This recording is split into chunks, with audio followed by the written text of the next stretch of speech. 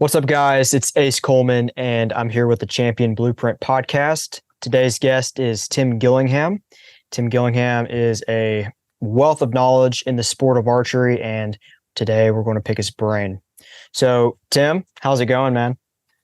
Great. Just finally get to take a break. I feel like I've been running for 7 months. So finally home for a month and a half, 2 months, and it just feels good to sit in the office and do your work and not have any pressure to have to be somewhere to be. And most of that's self-induced. My wife would probably tell you that. I just spent a week at an air rifle tournament and probably a week getting ready for it. So it's a lot of pressure and, I put it on myself, but that's kind of what makes me tick, I guess. For sure. So tell the audience a little bit about how you got started in archery. Well, archery, I've always had, I didn't grow up with a TV, I guess. And I always read a lot. And I always had, I don't know, from day one, I've always had a fascination with American Indians. Still to this day, I want to do a buffalo hunt like they did on the back of a horse. I just think it would be the most epic experience, to do something like that. And it's kind of far-fetched, but it just, I've always had this fascination with bows and arrows. You asked my mother, she said I had a fascination with weapons. She's got a picture of me when I was 4 years old sitting she put the shotgun and the 30-06 behind the wash machine, and she got a picture of me there with a 12 gauge trying to load 30-06 bullets in it at 4 years old. So 4 years old. I bet the rifle was taller than you for sure. Yeah. So, I've always kind of had a fascination with that. And I've always felt like, I tried basketball and wrestling and I actually liked wrestling. I just grew up in a little bitty town of 300 people, and I don't know.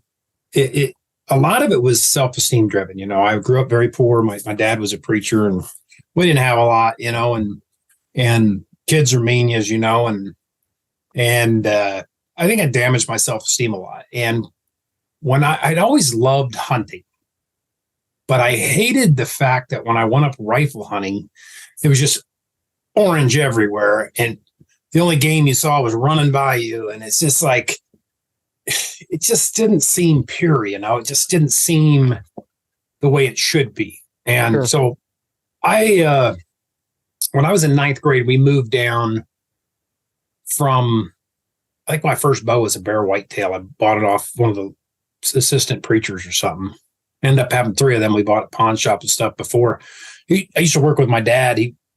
After he was in the ministry, he became a carpenter, and he helped me buy my first Golden Eagle Hunter, and I wore the strings off that. We just happened to have a very good club there in town in Rock Springs, Wyoming, Firehole Archers, that I was able to nurture that competitive spirit that I got from my mother. My mother's just an extreme competitor, and I think she, I've always been that way, just extremely competitive. I joke that I don't play Candyland for fun, What's the point of playing if you ain't trying to win, right? For sure. If you're giving it away to people, then I think you set the precedence also that it's easy and that's what should happen. I think success should be earned. Because when success is earned, it's appreciated. It's just like if you go out in my great room here and you look at all the mounts, you may pick the biggest one and say, well, what about that one? Well, that may not be the best trophy in the room. The best trophy in the room is the one that has the most memories, the ones that you work the hardest for. The things that were the hardest to overcome in life are always the most rewarding. So, all my friends typically, because I hung out at the archery club, I think they made me a board member at 16 just because I kept the place open, And I shot leagues 5 nights a week. I shot fingers, recurve, bow hunter, freestyle. I did it all with basically one or two bows. And so I learned to just really manipulate that stuff. And I didn't have good equipment. Yeah. But I was a good shot and I put a lot of time in. And time I was 16 years old, I was beating 99% of the guys in the club. So just ran the country, just hunting every chance we could get, variety of different things. That's just what we did in Wyoming, And I joined the Army right out of high school, and I was going in as a Cavalry Scout commander or something dumb and naive, and I broke my leg 2 weeks before I graduated high school.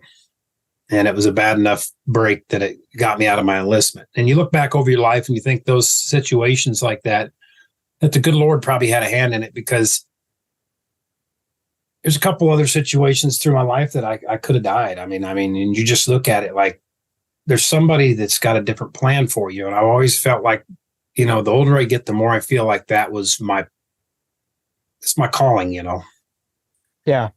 Because Sure. 4 years in as a Cavalry Scout commander would have put me on the front lines of Kuwait City for the first Gulf War.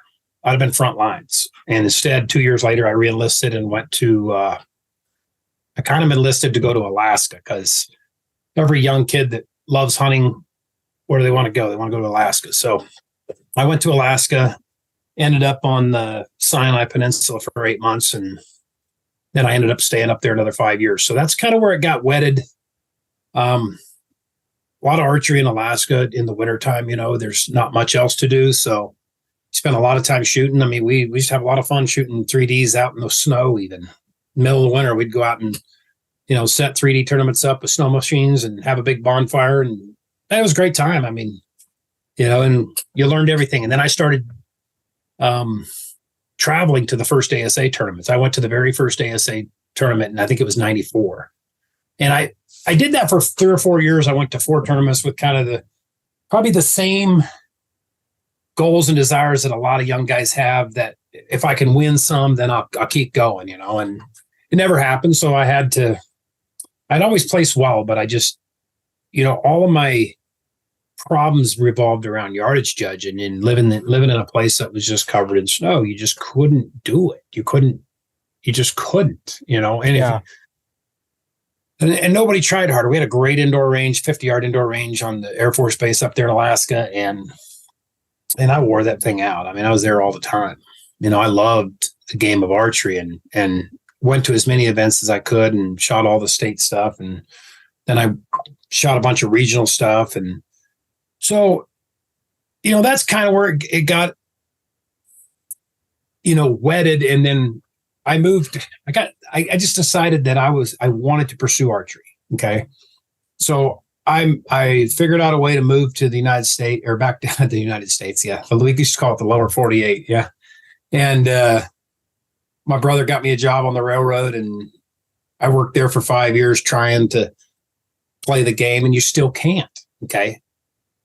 And you still can't, because 11 of the tournaments were unknown 3D, and you had to have targets. I mean, I'd pack targets with me on job sites, throw them up 2 or 3 hours in the afternoon, or in an hour, the last hour of daylight. It was just like, you just can't do it. Mm-hmm. I am so adamantly against unknown yardage, is that reason right there.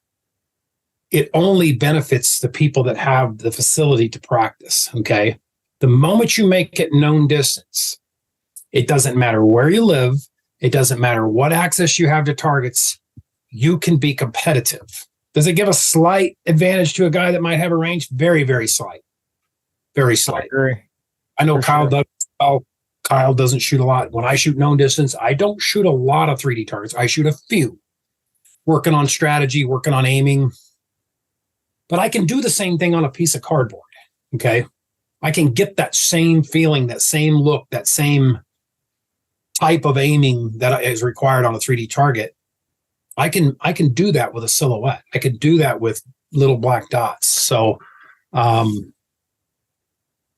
I just decided, when I got to a point where I was just like, okay, I'm not going to be able to make any money in archery. So I said, I hate my job. I don't like going to work, because it's not me. It's not what I want. And I said, I'm willing to make less money. So I went out on the road for a while, got all my bills paid off, and started hitting Cody Walker up over at Gold Tip for a job. He's like, man, I don't know what I just can't afford to pay you this and that. I said, you'd be surprised, man. So my first year working at Gold Tip, I made $38,000. Least amount of money I made since I got out of the Army. But I was on a sales job and put me on commission, and I worked my butt off, and doubled the salary the second year and just kept going from there. And they gave me more responsibilities and, talked them into letting us go out and work the circuits and get our name out, get our product out. And that's kind of the success story of Gold Tip, Same success story Matthews has had, the same success story most good companies in this industry have had, is you got to get out in front of the influential archers, which is the people that are, a lot of bow owners just go into a pro shop, take advice of the guy behind the counter of the pro shop. So I'm looking for guys that are the key and influential people in their community and guys that influence that business at pro shops or online. Okay. There's influencers those are the guys that you really want working for your company. It doesn't really matter. You got to get resumes all the time. And it's like, I don't really care how good you shoot. Your resume basically tells me how other people are going to perceive you to a certain degree. Okay. If you're shooting freestyle fingers and you won every national championship, I could care less, because you obviously don't really want top level competition. And a lot of people perceive you that same way. So it's not necessarily the guy I want on staff. I want the guy that's shooting freestyle open at his local club, or, and he's the number one guy in the region. That guy's going to get some attention. He's going to have an opinion. And sometimes the best shooters are not necessarily the best people persons either. They're not, type B people that are good archers, typically not very social. Yeah, so for sure. But that's kind of it. And it's just, when I finally got the opportunity to go to more tournaments, I was ready. Okay. I had paid my dues. And I just remember when I won my first pro tournament in, I believe it was 2004, Myrtle Beach. I still had not bought my house. I had just spent enough time shooting throughout the year that I had a pretty good hang on yardage, and I shot 10 up the first day, and then I shot 24 up the second day, or 26 up. But they were Reinhardt targets. There was a short course, and I was just on fire, and shoot off was in the wind, and I won it. And I remember hearing people talking shit, about, oh yeah, well, he just got lucky, and I thought, lucky? People have no idea what mountain I just climbed. And I ended up now this is pre-Levi Morgan. I ended up 7 or 8 tournaments. Every shoot off that I made, I won the tournament. And it was just becoming wow. And it was becoming this thing that you thought about, and, finally it derailed, but, Levi showed up on the scene, and then it was a lot tougher. But some of the best battles I've had in archery are with that guy. So, and they're very gratifying, because you just beat the guy that at the top of the game. So with the new known 3D, I think it's different. I think the level of competition is stupendous. I think the level of talent is just unbelievable. And I think a lot of guys that are in unknown don't want that. They don't want, they're at the top of their little, I call it a fiefdom. And they don't really, as long as they're getting paid, they don't want to go over and challenge themselves against, the likes of Kyle Douglas and Jimmy Lutz and some of the other guys that are just some of the scores they put up this year. I mean, Kyle shot 28 up on one, and then that guy's names are on the tip of my. One of the guys second to last tournament there shot. Didn't he shoot 19 out of 20? Yeah, Brent Platt. I shot with him. Yeah, Brent Platt. Yeah, dude, hell of a shooter. Hell of a shooter. It's crazy to watch some of the guys there. They'll go from one tournament, do that, and the next tournament they're struggling. You're like, what happened, man? And it's but that's just. If Brent's listening to this, I shot with him twice this year. Every time that I shot with him, he shot he missed two rings at one tournament, and they shot the 19 out of 20. So I'm his lucky charm every time I shoot with him. Man, I think you need to. Yeah, it must be. I have guys. I mean, I used to hunt with this guy, and I kill something every time I go with him. Then he got and moved. So, But anyway, yeah. So I agree with that. And you watch some of the guys that are really good target guys, they go over in there and they just, it's a slightly different game where I really look at it. People look at it as the difference is you have a target that doesn't have a dot. Well, I don't think that's a big deal for a guy under 35 years old, even 40. With the scope set of stuff we have nowadays, you should be able to master that. The difference is, just like in field archery, we used to score the big dot, so it was kind of a par tournament, and different people used to win. Because some people are really good at shooting par, but that doesn't necessarily mean they're as good as a precision archer. And ASA in its current format is an absolute precision game. To shoot a 12 ring that is not just like popping out at you is extremely difficult. In fact, I think guys shoot the unmarked better than they shot OPA, which was marked with a dot. I mean, they shoot the marked without a dot better than they do with a dot. And I think that's just because it's more relaxing to aim like that, I think. Absolutely.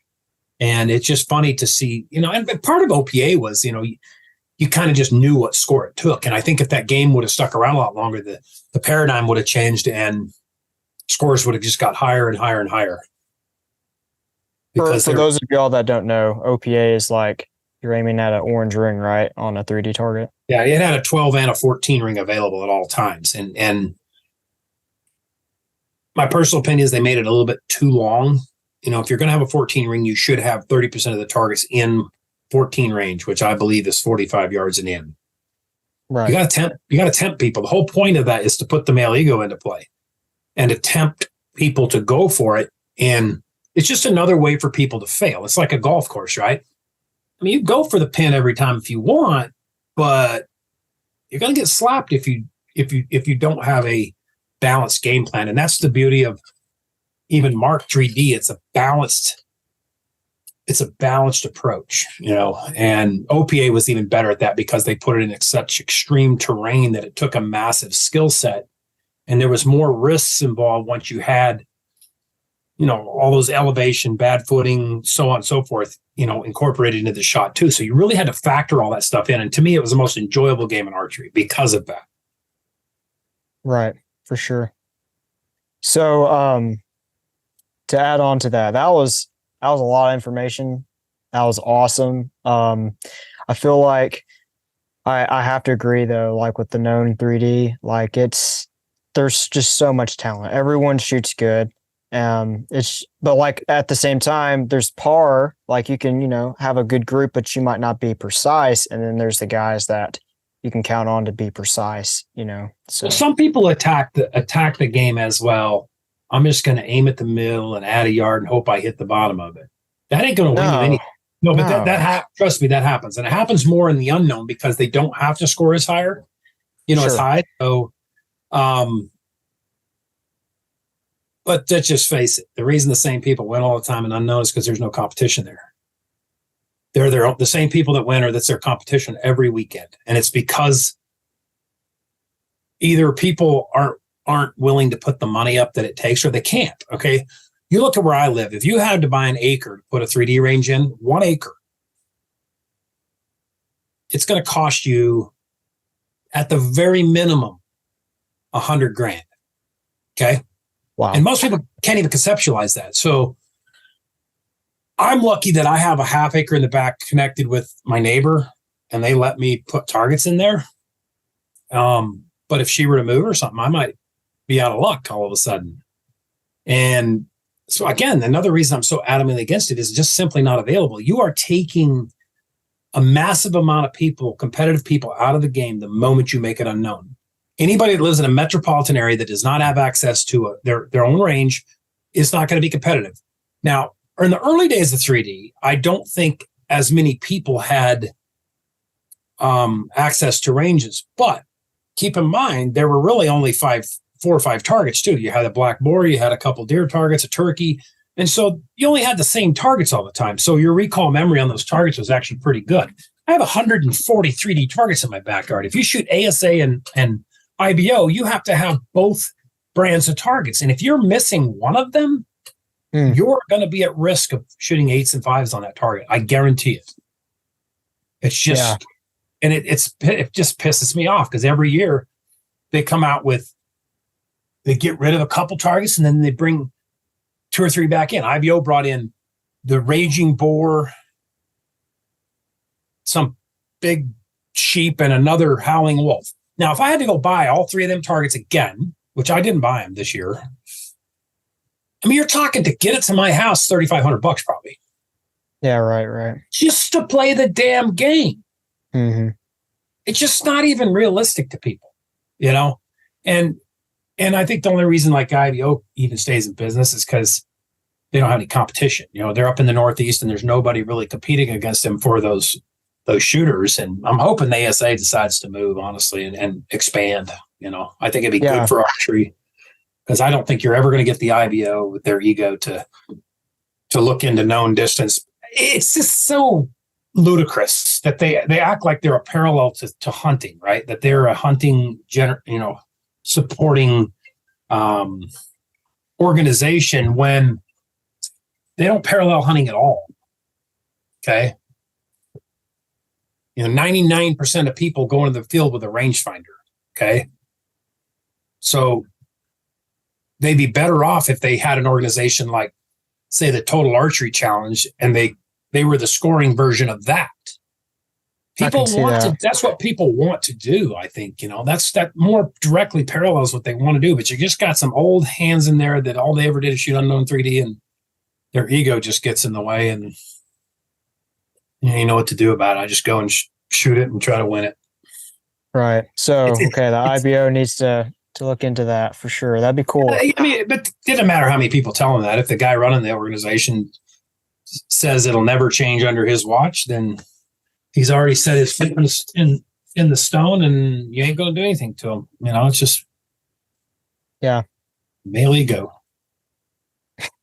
Just wanted to looking at it. So, when you were growing up, do you remember a mentor that has really helped you along the way?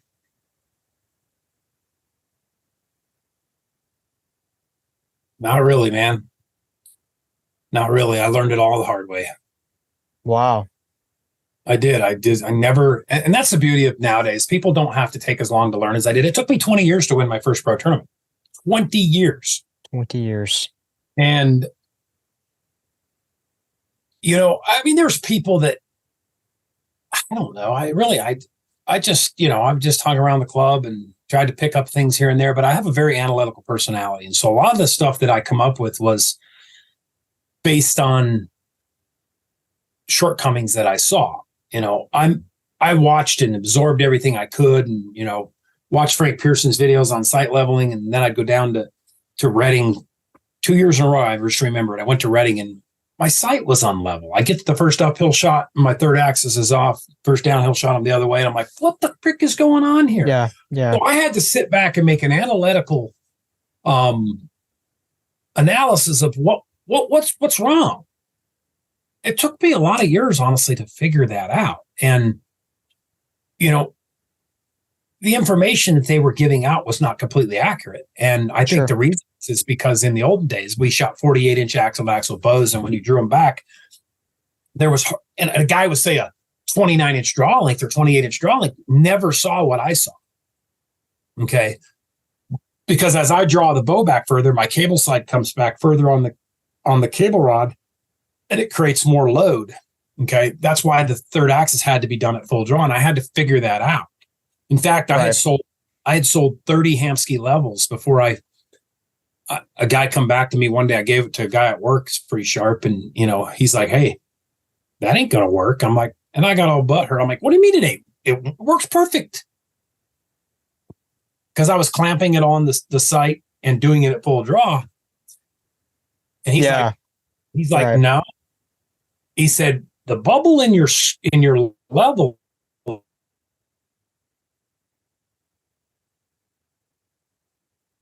Oh, shit.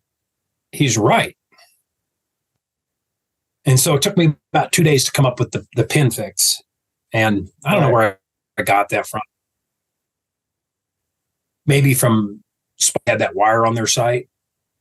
Maybe I got it a little bit from there. I don't remember exactly where I come up with it. But when it came to me, I was like, oh, yeah, I can do that. And so that pin on the Hamskea third axis level now that runs parallel to your first axis, that's what allows you to level third axis and do it very precisely. So, and that solved all the problems and has ever since. The maddening thing is that site companies will sell you a $450 site, $500 site, and they'll leave no place on the site for you to mount a level.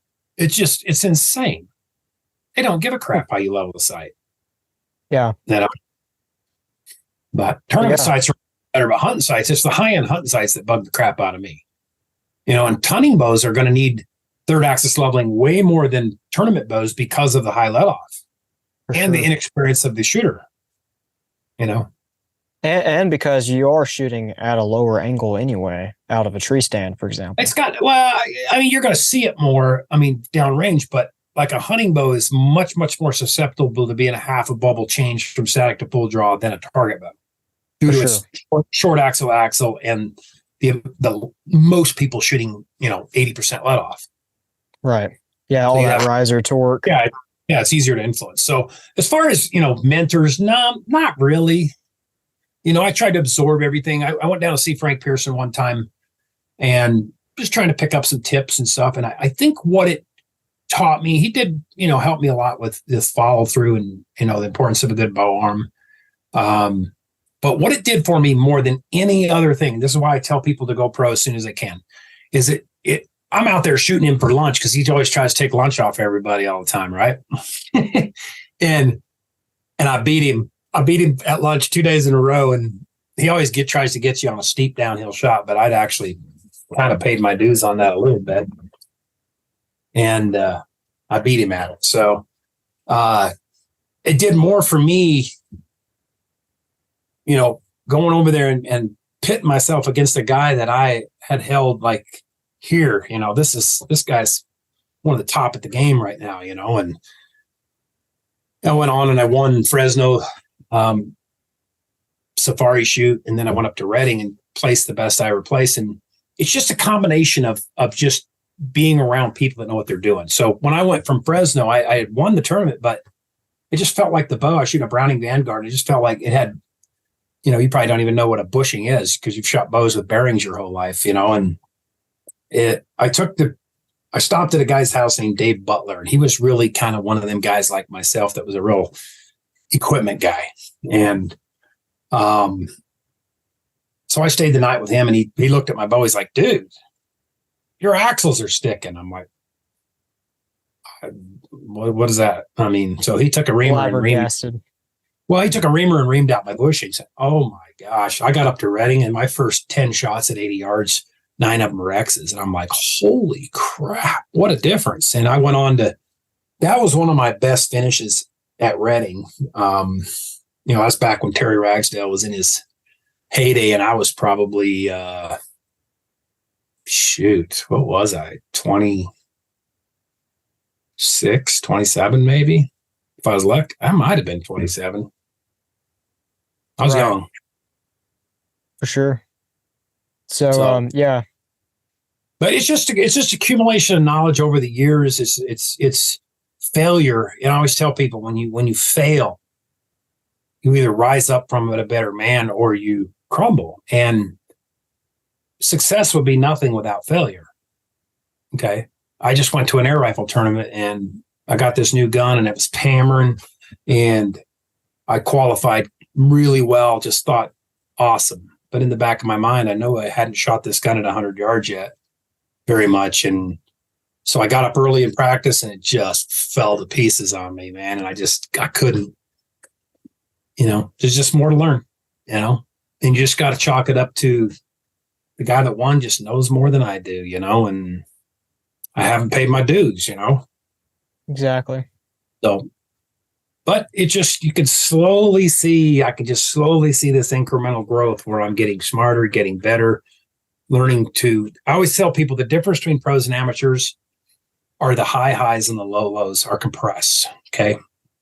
a top level pro does not, when he has a bad day, does not go as low. Okay. Whereas an amateur can fluctuate a lot more. You know, some of the amateurs shoot every bit as good.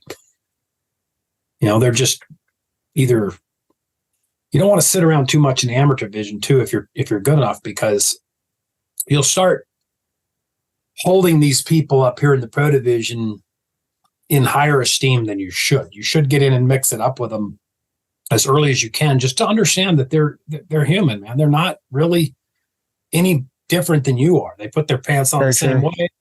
Exactly. Yeah. You know, we're all Yeah. a I have bunch a of, guy, local guy at my bow shop. He says the exact same thing. They all put their pants on the exact same way. So yeah. So advice for people that are amateurs: get in with the pros as soon as possible. well, it depends what your aspirations are, you know. Sure. Oh, absolutely.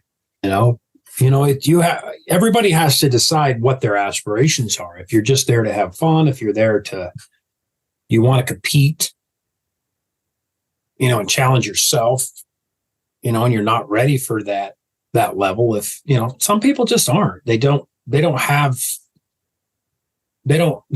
it. And you can't teach desire to anybody, but that doesn't mean they can't enjoy the sport. You know, the rifle sports are the same way. You see a lot of guys there, you know, that are just for fun, something to do on the weekend. And there's other people that, you know, they're trying to get national points or get ready for a national match. And you just can't teach that desire. Right. So when I look for somebody I want to get behind, I mean, I love people with desire, because desire trumps talent any day of the week. People with talent give up if it going gets rough sometimes, because it's always came easy. You know, I always caution parents and with young kids, because they always come up and like, my kid's a state champion this and state champion that. And I mean, well, okay. And I don't like to be too brash, but it's like, okay, what kind of scores are they shooting? Instead of thinking about what they've won, because most likely they've won state championships with very little competition, especially in young adult and youth classes. And you should be pushing your kid to a score rather than a win, because if they're, you know, otherwise they'll get to that next level and they'll just get crushed, you know, and then they'll quit because their self-esteem is just destroyed. You know, they thought they were good. I've seen it happen so many times. It's crazy. I agree with that. I definitely do. You need to just focus on self-improvement and then really like the scores. Look at the scores. You know, look at the scores it takes to win at a national level. That's what you should be doing.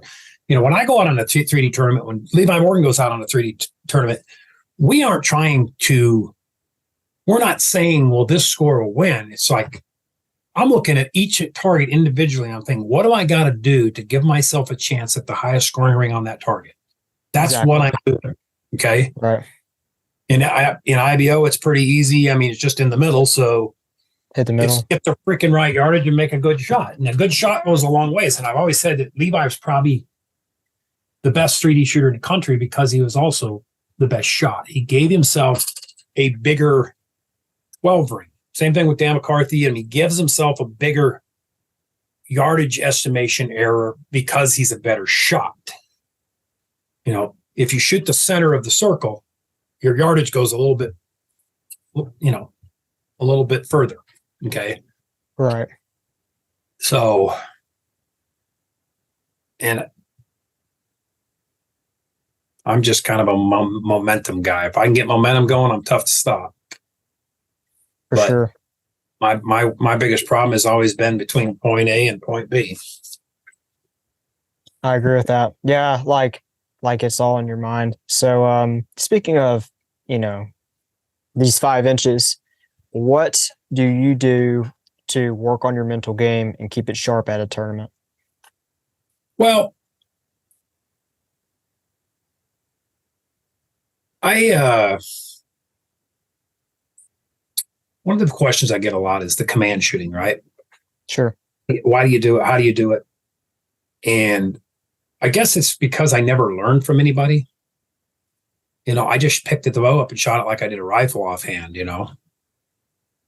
just slower, boink.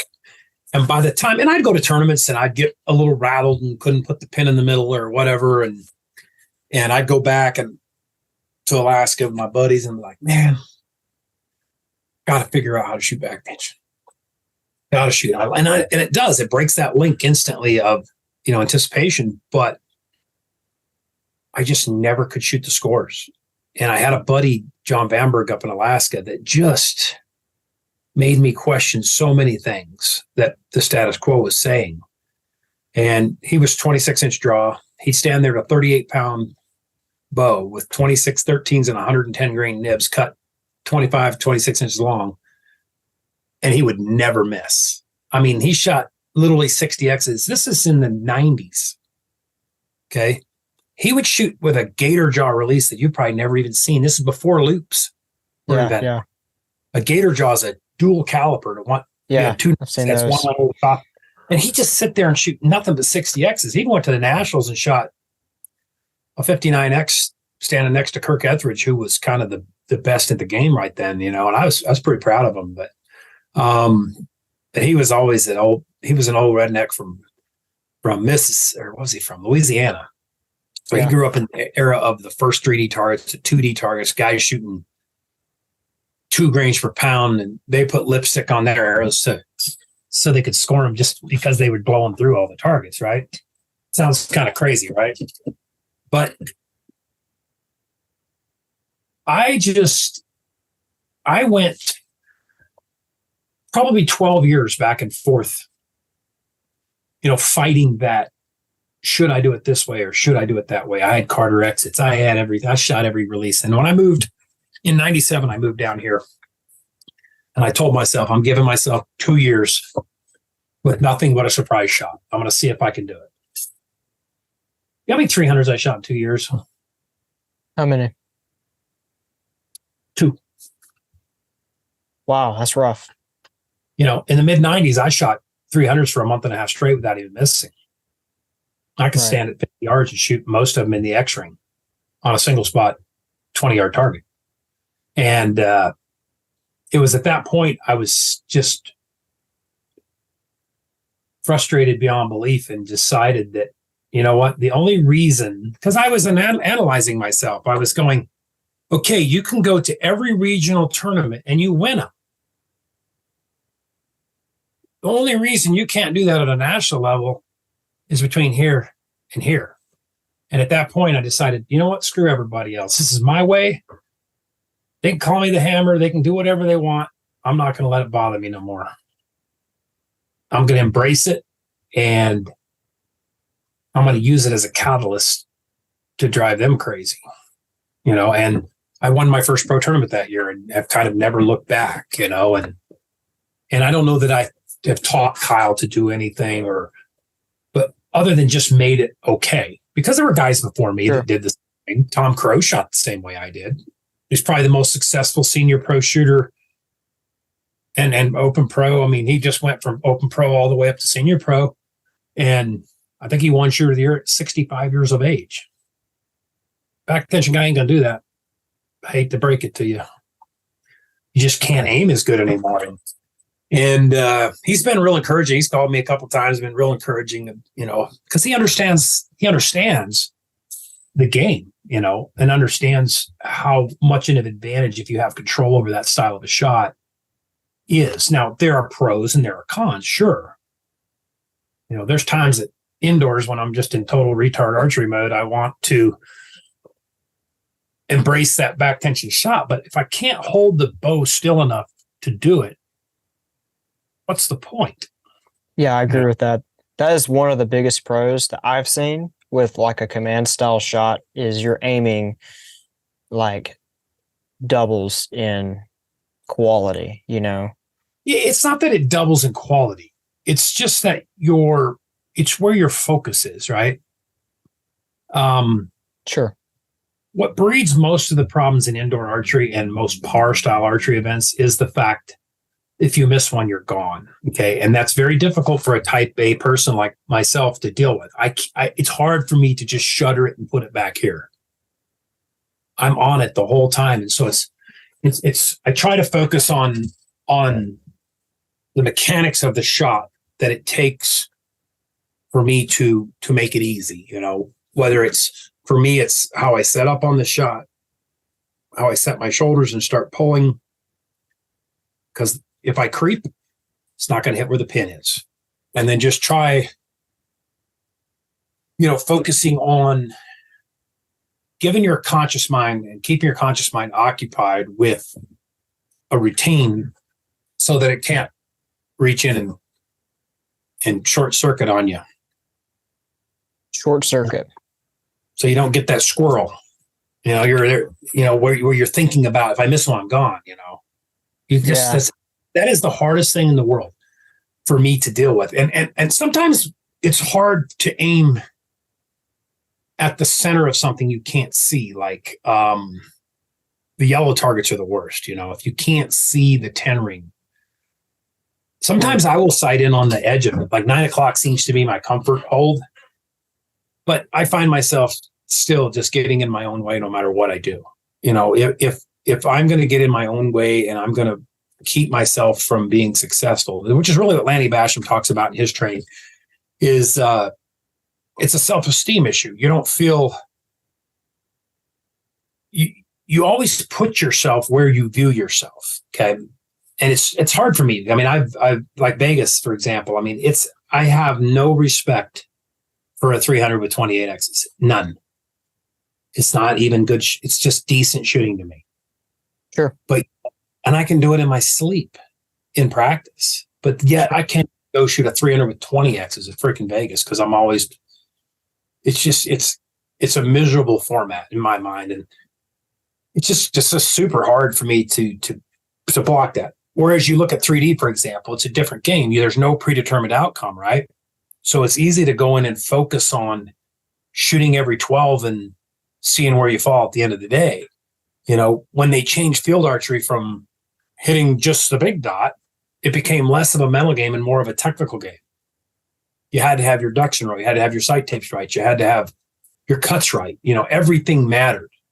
And it was much less of a mental game, much more of a technical game. Okay. And I think those type of games for me personally are way more fun to do. I think FIDA, when the wind blows, it's more exciting because all of a sudden you're trying to hit something instead of trying not to miss it. Exactly. It's where your focus is. It's just hard. I mean, because as soon as it gets dead calm, the expectation is you have to hit center or you fail. Now you have something to lose. Yeah. It's almost like I always joke around like Vegas is they issue you 90 10s and you spend the whole weekend trying not to give them back. And it's just, for me, there's no sense of gratification at the end of the weekend. Never has been. It's not like you go to a 3D tournament and you shot well and you're like, yeah, I shot good. I could shoot 90 10 rings and not feel good about myself because I fought it the whole freaking way and it was just like miserable. It's just tough. And it's just, if you look at the shoot-offs in Vegas and stuff, you'll see that almost every one of them's a type B guy. And type B people don't tend to analyze stuff. It's easy for them just to, if you want to read a good book on it, the Silva Mind Technique is a good book. It talks about the alpha theta beta part of the brain. And I look back when I won Lancaster and I stayed out playing poker all night because frankly, I didn't feel like I had a chance. I qualified like 28th and I'm like, whatever. And I come in there and the next day and just kind of a drone. And after reading that book, I thought, shoot, I'll bet you $100 I was even in beta or theta, mindset at that point, Sure. And that's why I didn't have none of that clutter, that usually exists there.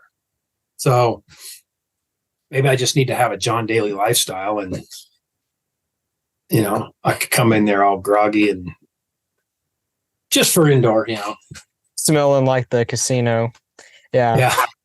Oh, anyway. So that's pretty neat insight. I just heard about that book and there is a program called Mind Valley and they took Silva's work and they made like a course about it and it's like super detailed. So I got into that and I'm checking that out. So people check that out. Might be a good thing. Just about to his work. I think that the problem with archery is there's not enough money in it. Sure. Like golf, most top golfers will have the psychologists, and coaches that help them on that side of the game, and it's just not enough money in archery to pay somebody to do that. And otherwise, I think you'd see, those things even tighter. You watch and I think if there's a way that they could make the game different, like if you've ever watched Olympic air rifle, how they score it, if they could score indoor like that, that would kind of change that whole paradigm.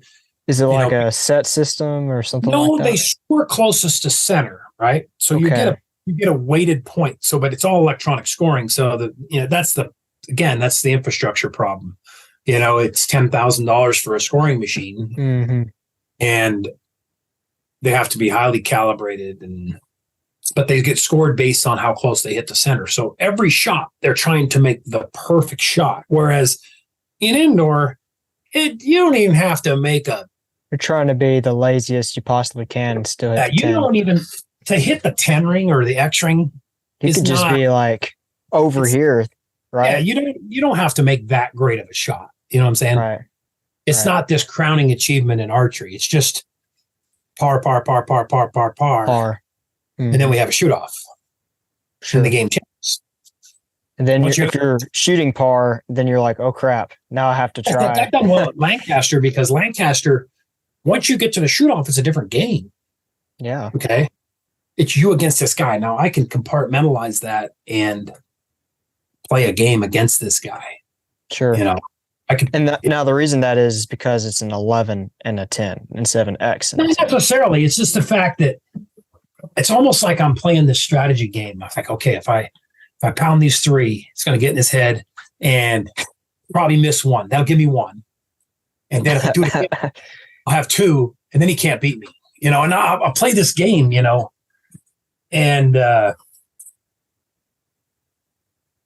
ain't afraid of the 12 ring either, Yeah, or the 14 for ASAS for sure. I'll tell you what I'm afraid of is the long car ride home. When you think when you think to yourself, you're such a wuss, you should have went for it. I watch guys lay up and shoot off, so I'm like, what? You got a chance to win, dude. Yeah. And it's like that doesn't happen all that much, Yeah, so you're the guy that's going to go all in every time. I got a job. Shoot. Might as well show up for it. It's all about the glory. And it is. For you think about it, the glory in winning that way is what people talk about. That's what people remember. They don't remember the guy that laid up, or they don't remember the time I come into the shoot off with a 10-point lead and just shot 10, 10, 10, 10, 10, and 1. That's boring. Yeah, that's very boring. All they want is me to come. They want me to be in 5th and shoot 14s and 12s and come back and win. And I don't want to win that way because it's stressful, Oh, that's the way you want to win. Of course. I mean, if you were in that position. I just want to have a lot of tools in the chest, I don't mind. Yeah. I don't mind a 20-point lead at times, It's nice to go home with a check and not have to stress too much, For sure. So, what is your favorite tournament victory?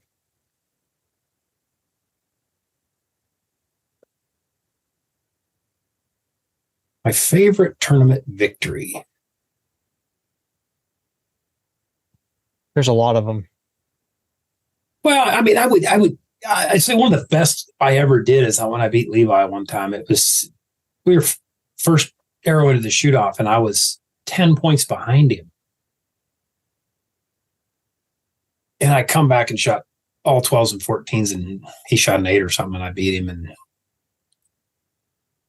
But part of me doesn't like to classify that as the greatest because I know what a crapshoot getting the yardage is. It's like a freaking guess. So I don't like to think of my unknown archery as this epitome of success in archery because it's so predicated on borderline luck of getting. You could say there's a skill set to yardage, and there is, but it's still somewhat of just an educated guess deciding everything. So, OPA is, again, I always go back to my success there. And I think probably that OPA first year as a senior pro when I won and I beat all the scores of all the young pros. Those are pretty gratifying as a senior pro. I mean, and 3 or 4 years ago at the Nationals, FIDA Nationals, I shot and broke 2 world records and beat the entire field all weekend. That was a pretty incredible feeling to have that kind of control. And it's crazy to think that I just can't seem to get that setup back, Yeah. Them little arrows sometimes are real fickle. And I tried something different that tournament. I tried a 175 grain point and a 340 spine, which theoretically would be just retarded, stupid weak for me. And it just absolutely hammered. I mean, it was just like I could do no wrong with it, but those are probably a couple of the best. The Lancaster victory as a pro was really good too. I mean, it's just like it just had to be something like that because I was seeing funnel vision. I literally felt like I could just toss an arrow down there and bounce off the funnel and end up in the middle. It's just one of them days. They call it the zone, they call it whatever, but I think it has a lot to do with that alpha, theta, beta mind control and learning how to. If I started over, that's where I'd end up. Oh, the pup finally woke up. Oh yeah, Tim has a nice puppies sitting right now. Oh yeah, I'm puppy sitting. Everybody gets to see the new baby. Aw, there you are. My daughter she's been wanting one of these little wiener dogs forever. Yeah.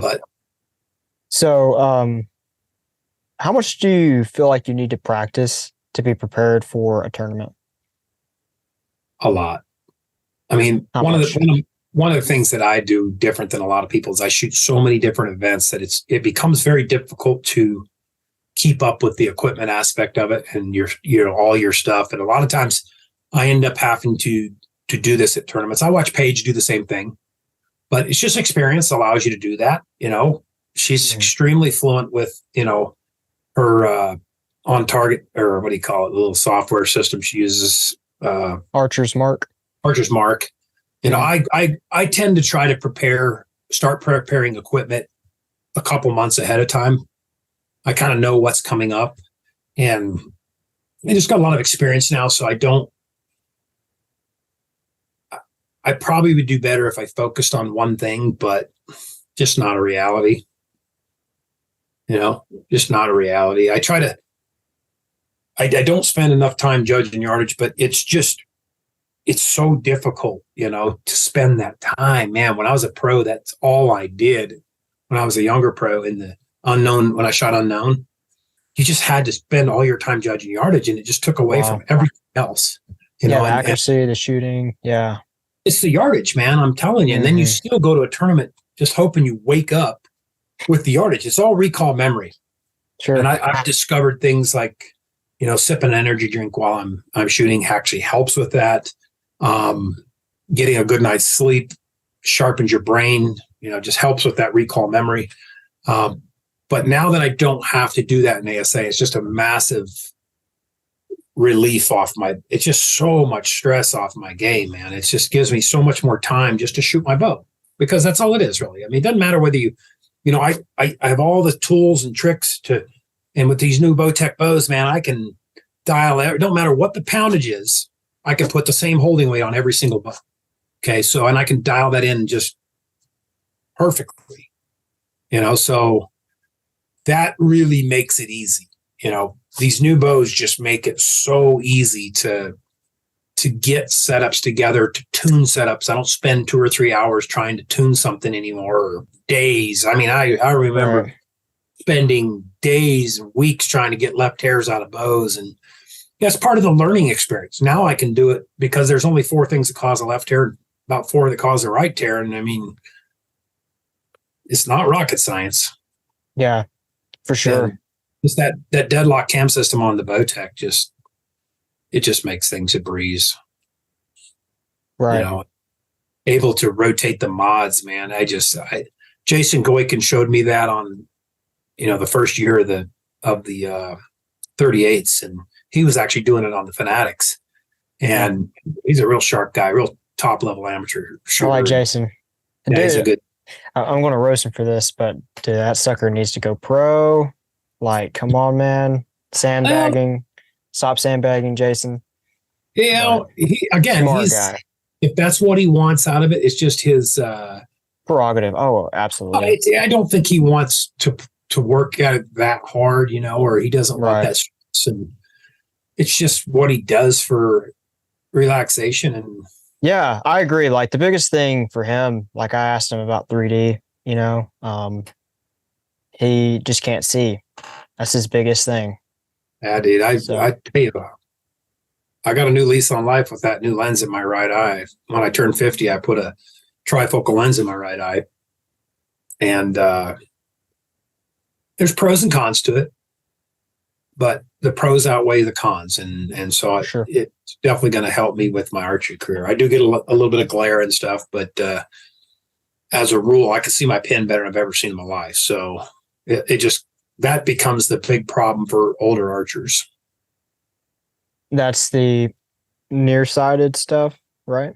No, it's just the focus muscles in your eye. And as you get older, when you're young like you are, your eyes can hyper focus real fast, so they can focus back and forth and dilation. Between the pin and stuff. So you can, now I have a lens in my eye that has a ring that focuses at 30 inches. So it basically focuses the pin for me. The muscles don't have to do it anymore. Nice. So, like, is it locked in focus, or is it just starting at that focus? If you know. Now, there's a focus ring for like 18 inches for your computers and stuff. Okay. Phones. There's a focus ring in there for like 30 inches, and then there's one for distance. And those rings are what actually cause the glare. Okay.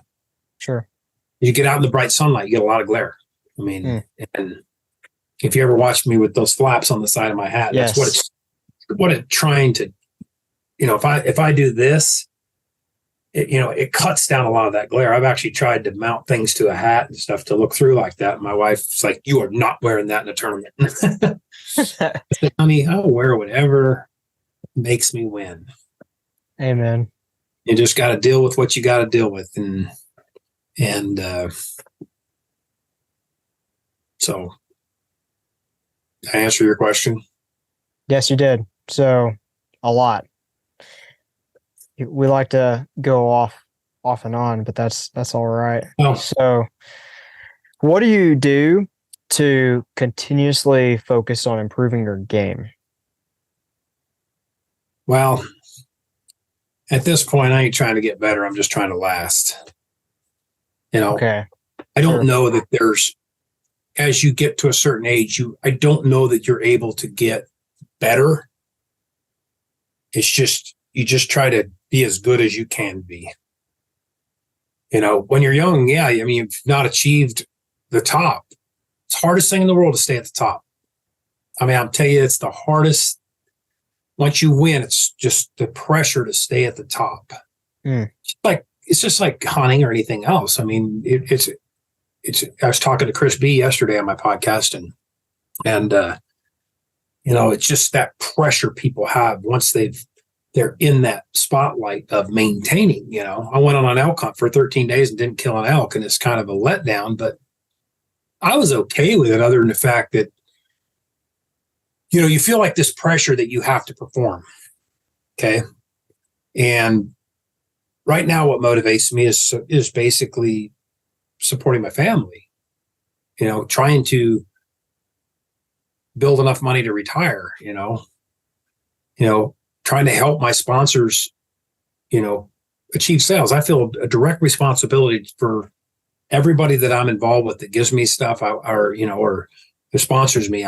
You got to help them get a return on investment. If you don't, you're not worth it. Okay. Absolutely. And I just feel very fortunate to work with Bowtech and Gold Tip and some of the other companies that that do take input, Absolutely. Nothing worse than shooting for a company that thinks they got it all figured out and they want you to drink the Kool-Aid. For sure. Not naming any names. Yeah, let's not. But I can completely see what you're saying. But do you ever find yourself just like you'll show up, but you're just not getting anywhere with your setup or yourself? Yep. And I'll continue to change stuff all the way through the range. I mean, I was at FIDA Nationals this year, or U.S. Target Nationals. I trailed the whole day, the entire day. Cam Brunko's been working his butt off and just beating us. He just beat me down. I just wasn't shooting well. And I just kept changing things, I bumped my holding weight up a little bit and added some weight to the stabilizer and just kept tweaking things. And both days, U.S. Target Nationals and the U.S. Open, came down to the final arrow. I passed him on the final group for the national championship. And then I in the final match, we tied. I beat him by X's. It was a good battle. I mean, he put the pressure on me all weekend. And it's tough when you're not shooting well to try to not give up. You know what I'm saying? To just not give up. Like, you can do this. I mean, you just got to make. You got to make literally there. Sometimes it comes easy. Sometimes you just nail the setups, but then there's other times it's just like, I can't figure out why I set a world record with this setup at the Arizona Cup, and then I go to Gator Cup and I can't hit my butt from a hole in the ground with it. I don't know why. I mean, I just can't figure it out sometimes. And, just having the courage to make those decisions and understand that, I switched. What the heck did I do at the U.S. Open? I completely, I know what I did. I pulled all the point weight out of my arrows. I think I went from 175 grains and bumped it down to 140, I think, I went all the way to 120 for the U.S. Open just to speed the bow up. Just trying to analyze yourself and understand with my shot style, what is the most forgiving. And I think I've learned that speed helps me. It gets the bow away from my mistakes. I have a long draw length. It gets the arrow out of the bow faster. Even in ASA, I've found I went all the way down in my known setups to 270 foot a second. I'm now at around 287, and I just feel like that's a little more forgiving. I shoot like 305, 306 for IBO, and I'm shooting triple X's with 120, and that setup absolutely pounds. So I may try some slight different changes this year for ASA and just bump that speed up a little bit. I had some pretty good tournaments. But some of it is just,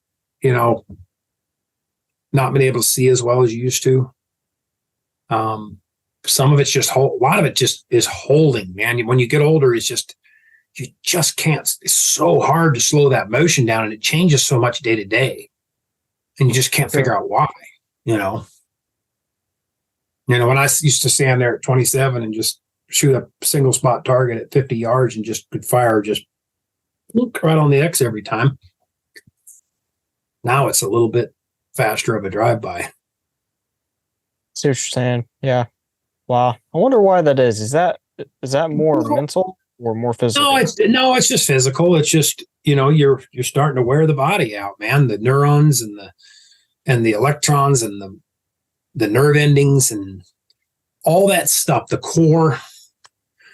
I got to keep this body down. I've lost 13 pounds elk hunting. I'm maintaining. I'm in the lowest body weight I've been in 10 years. Awesome. So, seems to be maintaining. Maybe it's the coffee breakfast. I don't know.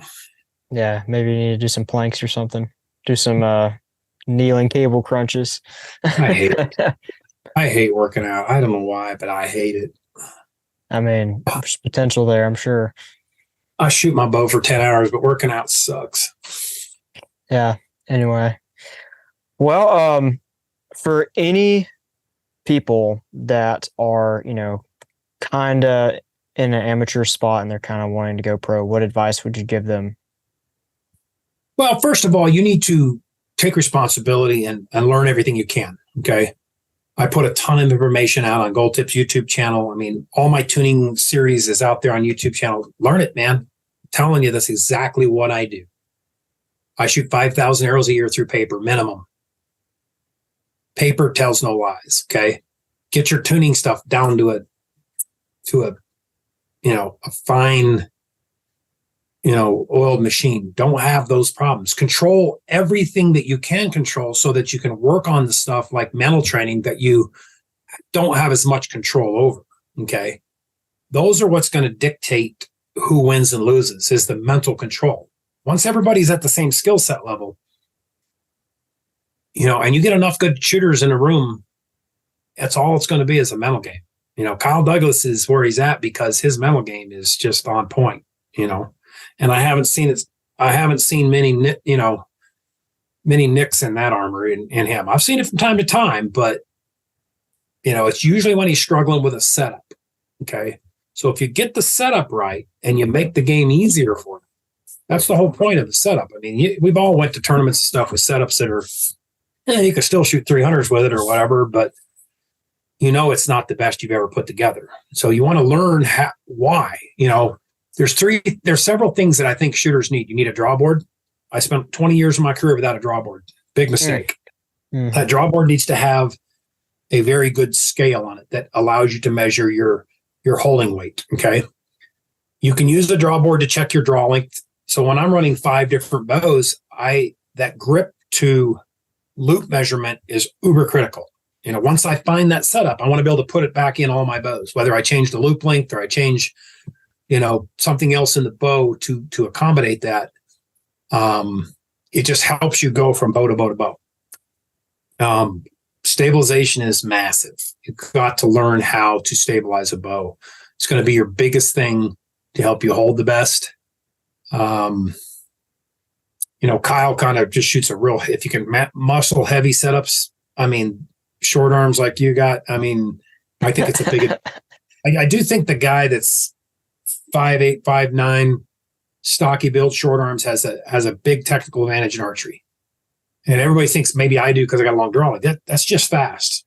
Okay. It moves more. Okay. It's just inherent. That's just physics.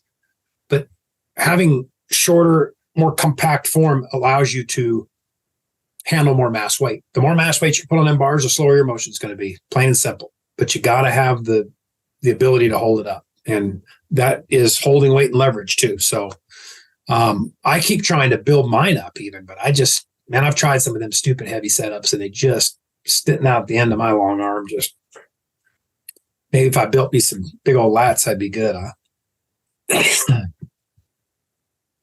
don't know. There's probably more to it than your lats, but yeah. I'd say holding weight definitely has a. But you got to, like I said, you just got to control the things that you can control. Right. You have time to work on the other things, and I think that's probably the most important, advice. If it's, I get these guys all the time. It's like 2 weeks for a tournament. I don't want to change anything. Well, if it's not working, change it. Yeah, for sure. I'm the same way. Like I can change. I change the day of the tournament. It doesn't matter. You got to you got to be able to go back to default very quickly. Okay. And that's just experience. That's just having a process. Everything needs to have a process. From the time you set a set of arrows up, your arrow setup needs to have a process. Okay. You need to have a process on tuning. You need to have a process on establishing how you're going to stabilize a bow out. Don't just randomly go do crap, Right. Because when you randomly do stuff, you don't really learn a process. Okay.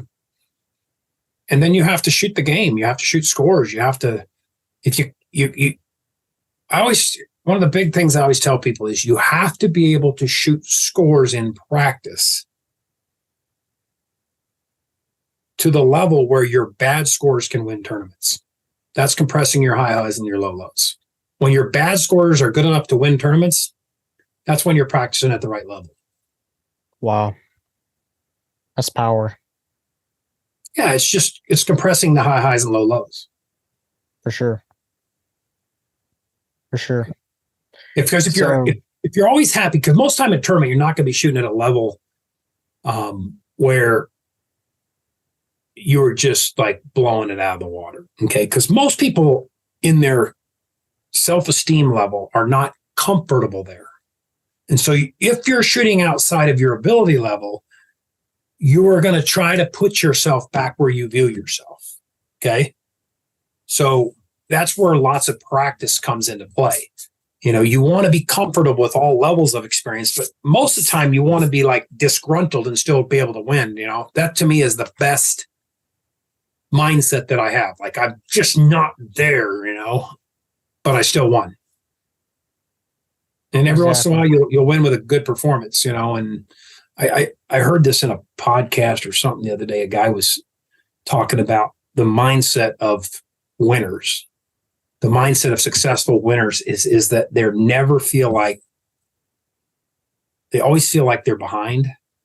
They always feel like they're playing catch up. They always feel like they haven't done enough, and that's the driving force that just keeps them going, For sure.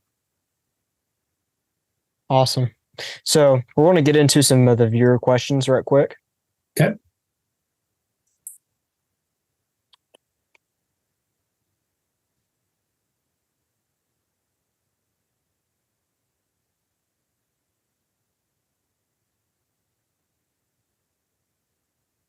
Okay. So for someone so good and dominant in the judging game, why the switch to known in ASA? This is from Andy Nifley. Okay. Well, because winning isn't always just about winning. Let me tell you why I shot unknown yardage all the years. There's only one reason. It's the only place in archery where you could make a living, where you could actually make money. And so I looked at it like, look, there's 11, 12 tournaments a year in unknown yardage. If I don't learn that game, I'm not going to be able to make any money in archery. And so now I get the same money for shooting what I consider a better archery game. That's why I shoot known. And I shoot IBO and unknown because I don't have the option. Okay. And that's really it. That's it in a nutshell. I believe that the known 3D game includes the most amount of people.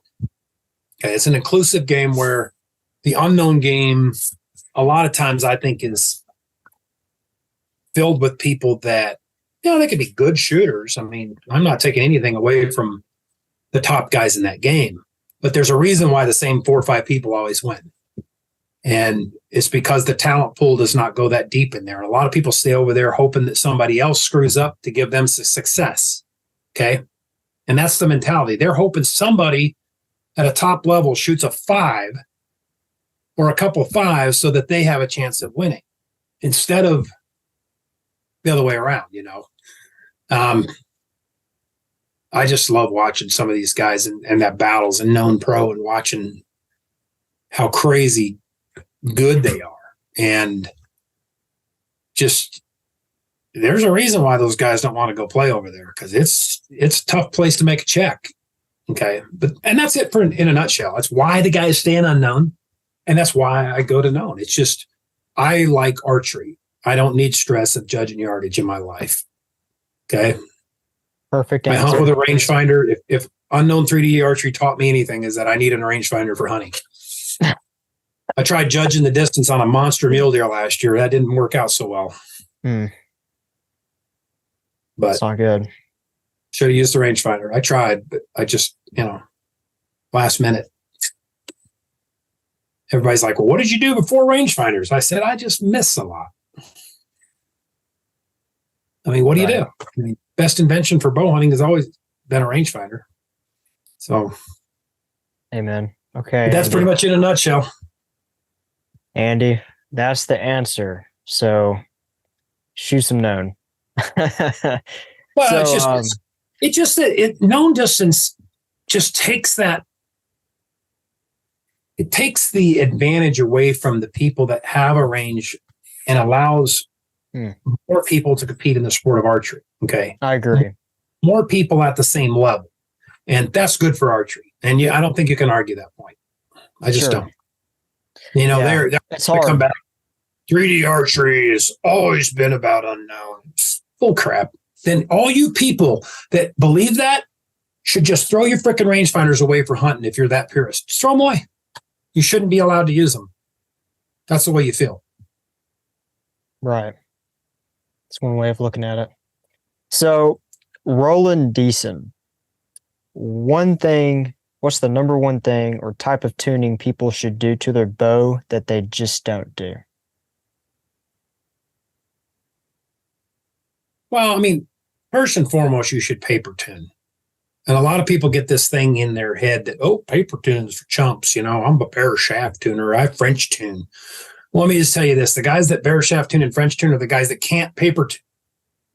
Exactly. Because the whole idea behind French tuning is just a tune that's good enough that your arrows are stabilizing at the shortest distance and falling vertical from that point going forward. I use bare shaft tuning when I don't have paper available, but I much, much rather prefer paper tuning. And one of the things that I don't think enough people look at, especially from an amateur level, is the relationship of holding weight versus mass weight. Okay. Holding weight is a big number. Okay. Every time I've gotten off 21, 22 pounds of holding weight, I started sucking. That's my magic number. Okay. Because you got to have holding is about mass weight versus leverage to hold that mass weight up. Okay. If you're dropping off, a 60-pound bow, 80%, and you're holding 12 pounds, you're going to have a pretty light stabilizer setup in order to hold that still. Okay. And you got to be a pretty calm individual. Okay. Nothing's going to help you at the moment of truth like mass weight, but mass weight requires leverage. That means having your draw length in a leverage position. That means having your loop high enough on the string where it pulls a little bit more on the top limb than the bottom. That means building your holding weight up to a level that cancels that motion.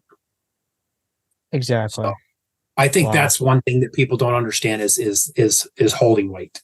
And they really need to find that magic number, especially bow hunters, because most bows, and this is one of the arguments I gave to Bowtech when we built this deadlock cam system, and I showed him what Jason had showed me on these cams, how to rotate the mods. I said, what I need is a teachable system. I need a way to teach people how to micro adjust their holding weight without jacking with everything else in the bow. Because most bows, like you're talking about taking your bow and building up your holding weight. Well, if you just short peg the cam, you just change your draw length. You shorten your draw length too. So now you got to get your draw length back and maintain the holding weight and the speed and everything else. And so it becomes very, very difficult. Whereas with these new Bowtech cams, you can just rotate the module. I can rotate it 3 pounds of holding weight and it's imperceivable in the draw length. And that's massive. That's massive. And I can go half a pound at a time if you're careful. It's just a big deal. And for sure. And those types of things, I think, just because you buy a $1,500 bow does not mean it's going to be easy to tune, easy to shoot. That's not true. So. For sure. Yeah, I absolutely agree. So John Wheeler says, ask him if he's scared because I'm coming for him this year. You tell John Wheeler if he said that same crap up at Dakota Classic and it didn't pan out very well. I don't know what happened. Interesting. So Zach Plonsky wasn't, and I didn't beat him, but he beat himself. Yeah, what happened exactly? I didn't even make a podium there, so yeah. I would say at his age he should learn a little bit more about the foot and mouth syndrome. Foot and mouse? What is that? Yeah, the older you get, the more you should learn to shut your mouth because you've experienced foot and mouth syndrome more. You get one? Are you catching my drift? No, I'm not catching the drift. I understand what that means, though. If you talk too much shit, it's going to backfire. That's putting your foot in your mouth. Oh, foot in your mouth. I thought you said foot in your mouse. I'm like, what? The mouse? I'm not putting a mouse in my foot or a foot in my mouse. Okay.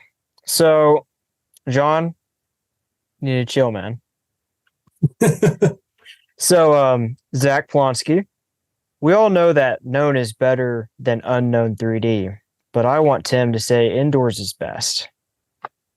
Oh, Zach, I'm, you know, these guys are just trying to push my buttons, aren't they? I just tell Zach, I guess I'm not retarded enough to shoot indoor well. Oh my gosh. Congratulations to the man, because that's Mr. 660 right there. Yeah, for sure. That was an unbelievable performance at at Lancaster. It was crazy to see that. And what's funny, Zach is one of the guys that kind of broke some of the paradigms again. Most people don't know he was shooting 120 grain points in a triple X. Yeah, we're about to get to that for sure. He actually asked, why are people saying a 26.5-inch triple X with 120 grain point is too stiff for anyone to shoot good with? Yeah, because, the same reason I asked Brady Ellison, why do recurve shooters shoot extensions? And he told me? It's just what everybody does. Exactly. There's no real reason. They don't have a reason. They just follow the herd. Okay. And I think part of this comes from blade shooting. And that is when you change the length of an arrow and or the point weight, you change how the arrow flexes in relationship to the blade bounce. Absolutely. And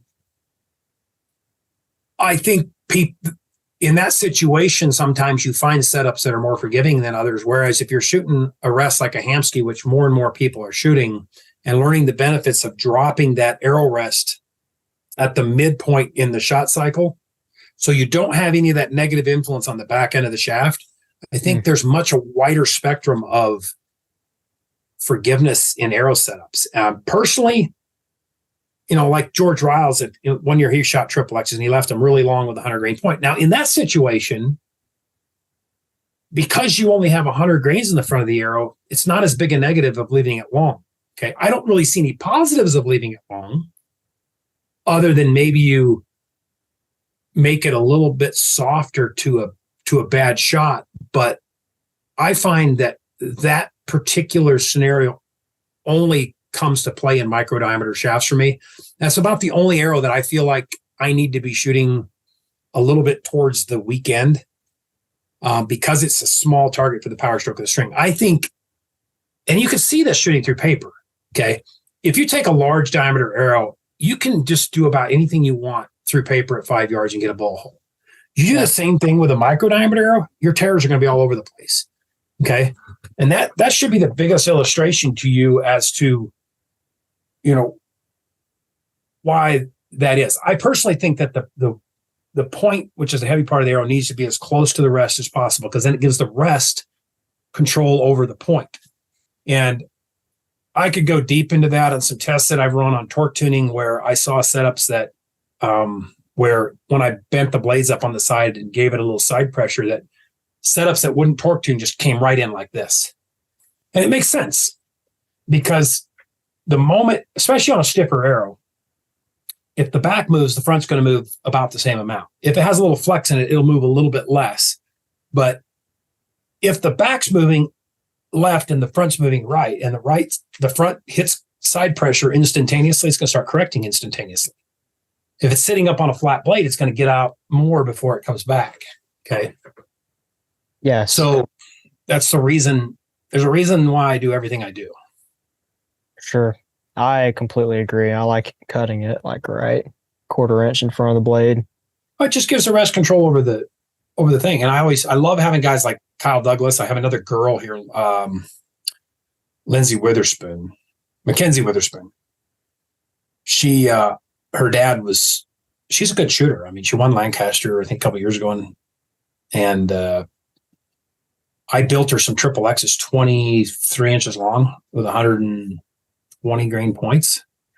And the main thing I did for her, which is what I tell women, is I put feathers on, 4 flex 3-inch feathers, because them feathers compared to vanes are going to pick her up probably 10, 12 foot a second. And in her short draw length scenario, that speed is probably going to be her biggest benefit. So there's a balance between speed as a forgiveness factor and point weight. And one of the reasons I like our gold tip modular points is the fact that you can try everything. Okay.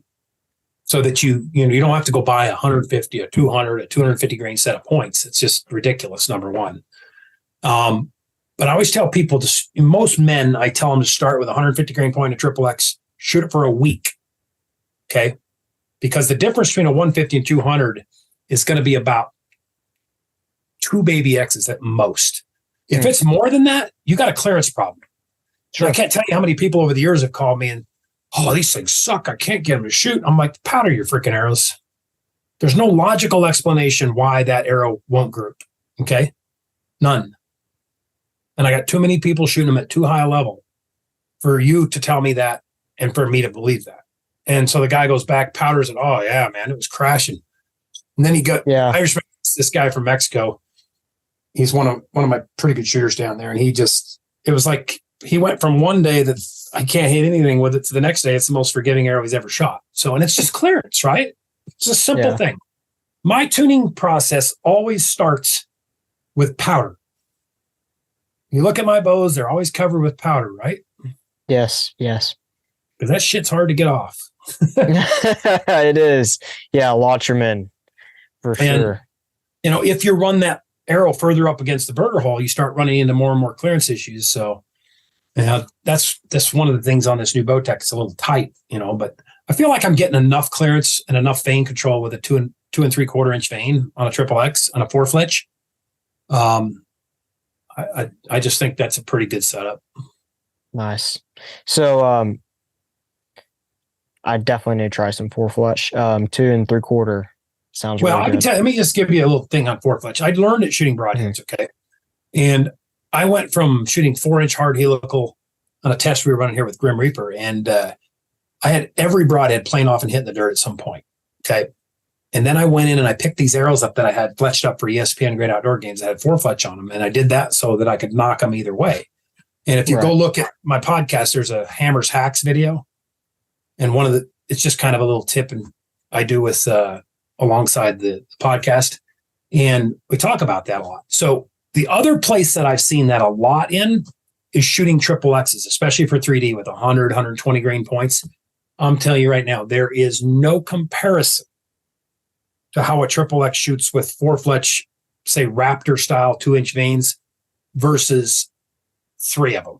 I've tried little Nunzio's thing where he like hyper curled the vanes to spin them, thinking maybe the spin would help. It's the height of the vane that does the correcting. Okay, the height of the vane is what parachutes that thing and straightens it back out and gets the back of the arrow in line with the front, because the front can't take off if the back is in line with the front. Okay, I won IBO World one year with a triple X and a 50 grain point, shooting 340 feet per second. That's insane. I think I had 4 mini blazers on it. Yeah. And I never shot an 8 all weekend. Pretty crazy. And I kind of boxed myself in on that. I just shot them one day in the yard and they shot pretty good enough. So I went to the tournament with them and I really didn't have another option. So I just shot them, and any setup at 340 foot a second, you have to shoot the bow a little bit better. Sure. That's one thing I've figured out. But now that they've backed us off to 300 foot a second, you can pretty much make anything shoot at 300 foot a second. So, sure. I like that. That's very powerful insights for myself as well. Definitely need to try less point weight, especially for 3D. I don't know that you want less point weight, because if you can shoot my rules, I just did a Hammers hack on choosing a 3D setup. Okay. So that'll be posted up here pretty quick, and you can find that stuff on Gold Tip's YouTube channel. You should always strive to, you should pick that speed. Every setup should be based around a desired speed for that particular format. Okay. So for IBO, I'm limited. It's unmarked yardage. So I want to max my speed out. If you're shooting a 5 grains per pound class, you should be shooting 5 grains per pound first, because it's an up and down game first. So whatever I could shoot max diameter at 306 foot a second, I've been shooting 30Xs with 140. So I was able to take my vane size down and go to 120s on triples, and I feel like it shoots better. Plus, you get down to targets like turkeys, and you just got to look at the surface area of that arrow in the target and how much bigger it makes the 12 ring. So you definitely got to shoot it as accurate. If I go to field archery, all my cut data is at 295. Plus, I feel like that 295 is a really good forgiving speed for my particular form. If you're shooting a surprise release and you have a short draw length, that speed might be 265, might be 270. Okay? Because when you don't know the shot's firing, you can get away with a little bit more. Okay? You have to figure out where that speed lies, but you're never going to know unless you do the experimentation. For sure. And you are the master at that. Point weight's going to help you in the wind. If you know you're never going to shoot in the wind, but I have to understand that a lot of these shoots are won in the wind in the shoot off. So trying to get too light in a point weight for ASA is a little dicey. IBOs, sure. I try to win them on the course. Okay. And the courses are never in the wind, it seems like. So. Gotcha. Yeah. I think my sweet spot right now that I'm working with, I've shot 120s forever, but I've shot 150s. So I'm going to go down to like 140s. It just depends on the arrow. And if you got heavier point weight and you're shooting in the known pro class where you might hit another arrow here and there, a little point weight's going to help you drive through that a little bit better. So absolutely. I need that. I've literally but I still caution people, don't buy points thinking that you're just going to aim at an arrow and you're going to be able to hit that arrow and get what you want. Because I don't care what kind of point you put on the end of an arrow. If you hit somebody else's arrow, you're not going to like the outcome.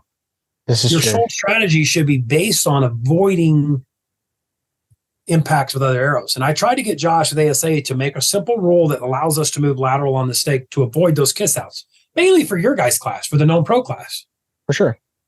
Because it's just more fair for everybody. And, we need to put a little pressure on him to make that rule. It baffles me how they won't make logical rules like that. It's just, he assured me we were going to do it and then come down the last minute. Just, I don't even want to go there. I know like people already do that. Like if that's just my interpretation of it, but anyway, I've never seen someone like get called out for that, but it's just stupid. It's a dumb rule that needs to be done with, Sure. Anyway.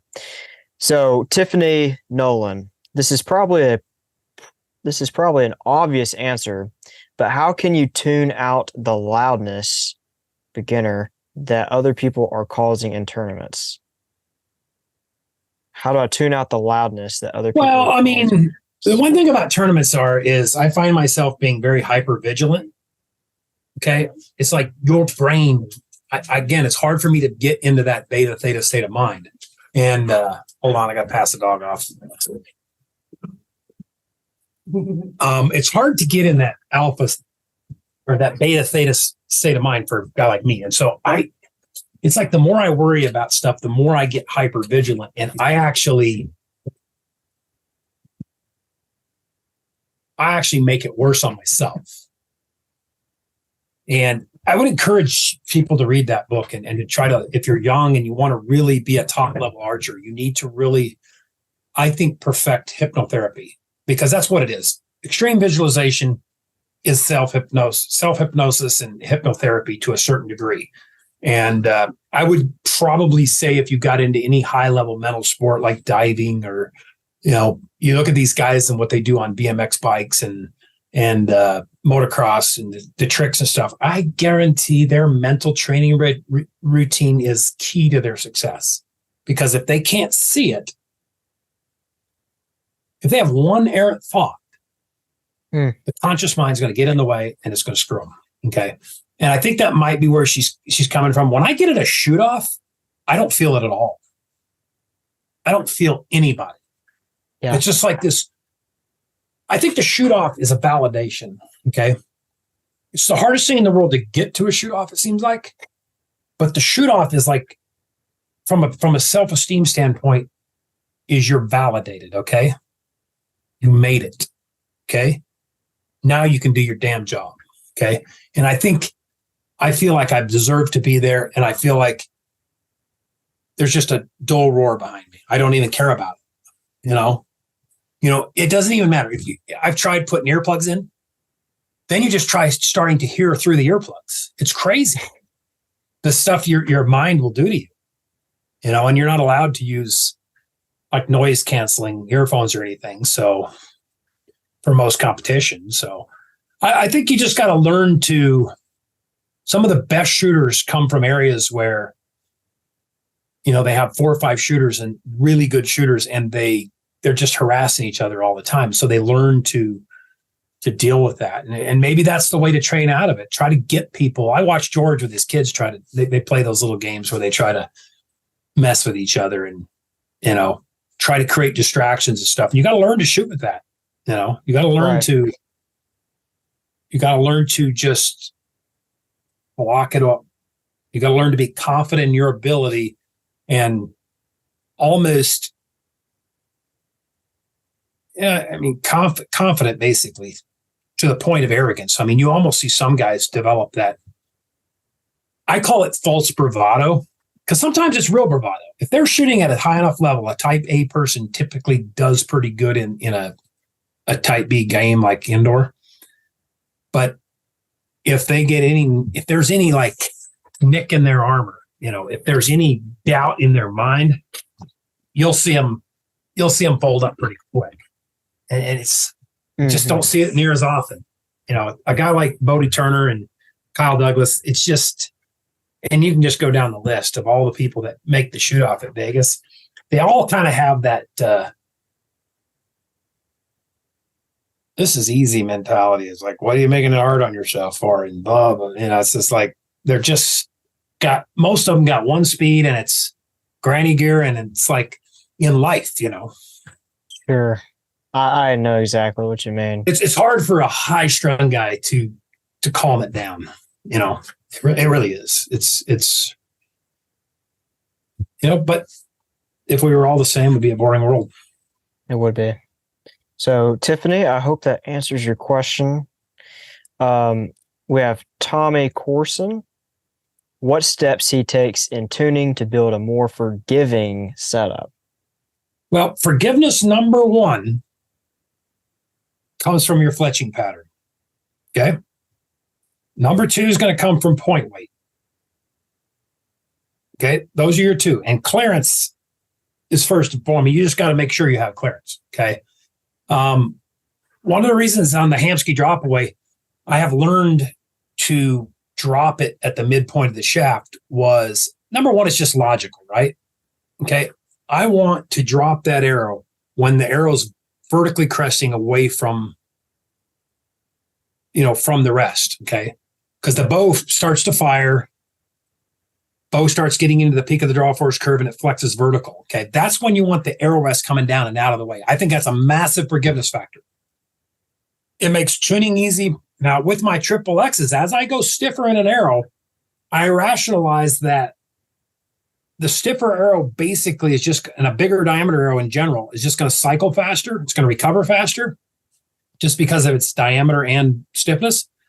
And so therefore, I want to drop it a little bit faster. But that is a pretty big sweet spot. Okay. And you control that by the position on the limb for the limb clamp. And I always use a limb clamp whenever possible. Okay. But the limb flex is what dictates when that comes down. So when you draw your bow back with a Hamsky rest, you see how much slack is in the cord.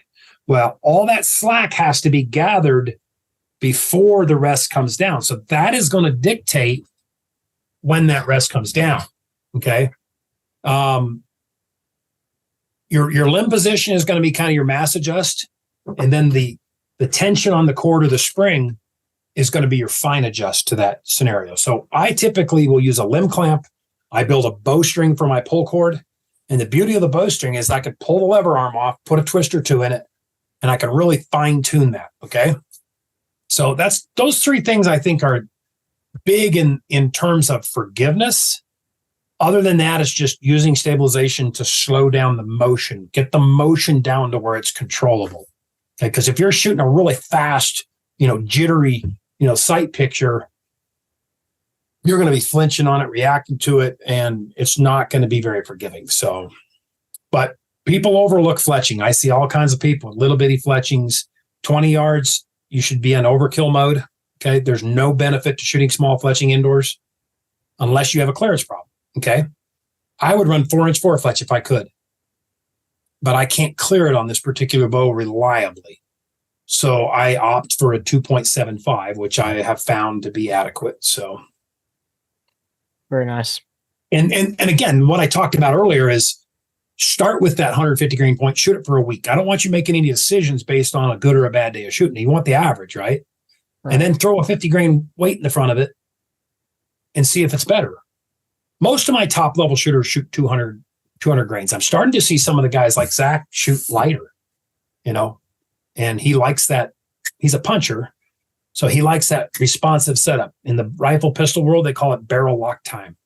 From the time your mind sends a signal to touch the trigger off to the time it clears anything that can affect it. Okay. So that's why I think, myself, I feel like I like a little bit faster setup. That might be why Zach's finding that he likes a setup like that. Heavier stabilizers, lots of weight on the end of your stabilizers, slow down the time or the amount the bow can react also. So shooting a light bow requires you to shoot a much better shot. For sure. Okay. And that are all of our questions. So, Tim, do you have any like links to your social media that you'd like to share? You can reach me at I've got a couple, Hammer Archery on Facebook. It's just Tim Gillingham on Instagram. I keep it simple.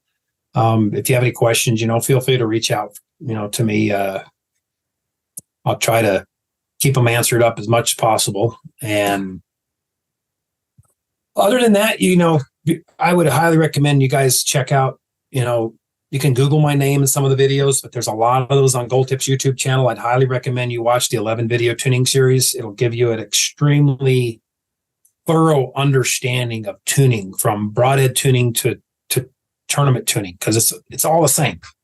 Bear shaft tuning is the exact same as paper tuning. Okay. If you got a left hair, you're getting a right bear shaft. And I kind of break that all down in there and, show you how to do it. So,